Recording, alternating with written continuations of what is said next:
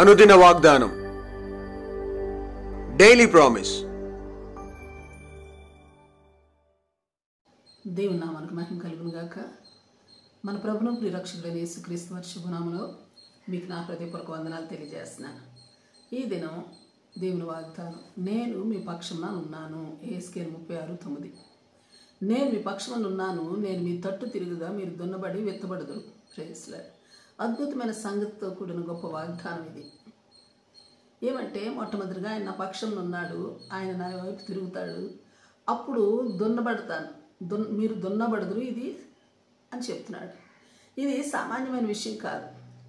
మనకు దున్నబడట అన్నది మనం భరించడానికి బహు క్లిష్టతరమైనదే. అయితే దున్నబడకపోతే విత్తబడట అన్నది జరగదు కదా. అవును, విత్తబడదు. 10-11 వచనాలు. ఆ తర్వాత ఫలింపు, ఆ తర్వాత విస్తరణ, ఆ తర్వాత అభివృద్ధి నొందుదురు.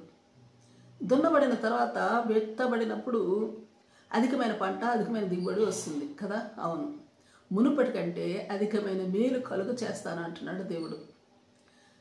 అప్పుడు నేను యెహోవానై ఉన్నానని తెలుసుకుందురు అంటున్నాడు.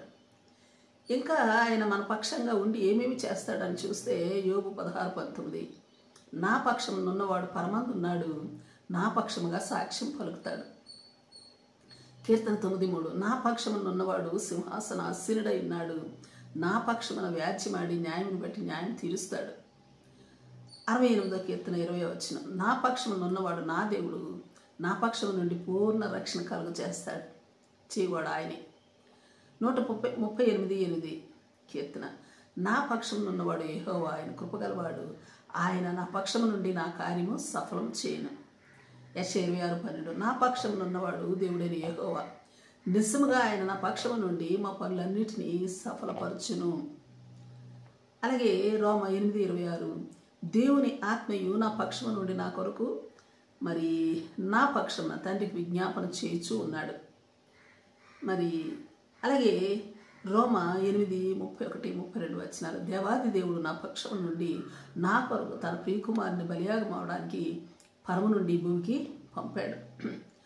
మరి ఆయన నా పక్షం నుండి ఆయనతో పాటు ఈ లోకమందును పరలోకమందును మరి సమస్తము నాకు అనుగ్రహించును. Praise Lord. ఇలాగున ఆయన నా పక్షమున ఉండగా నాకు విరోధిగా ఎవడు నిలవగలడు? కీర్తన 118:7, యెహోవా నా పక్షమును వహించి నాకు సహకారి ఉన్నాడు. అలాగే 6వ వచనం, యెహోవా నా పక్షమున ఉన్నాడు కనుక నేను భయపడను. ఆమేన్. Praise Lord. ప్రార్థన చేసుకుందాం. ప్రేమ నమ్మకం కలిగిన మా పరలోకపు తండ్రి, నీ పరిశుద్ధ నామమునకు స్తుతులు, స్తోత్రాలు దేవా.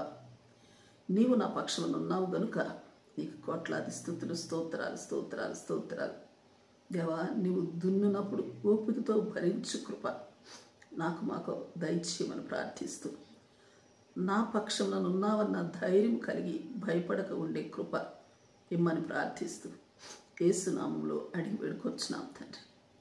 ఆమేన్. Praise Lord. రేపు మరొక వాగ్దానంతో మనం కలుసుకుందాం.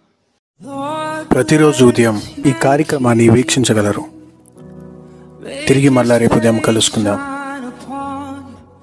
దేవుడు మిమ్మల్ని దీవించును గాక.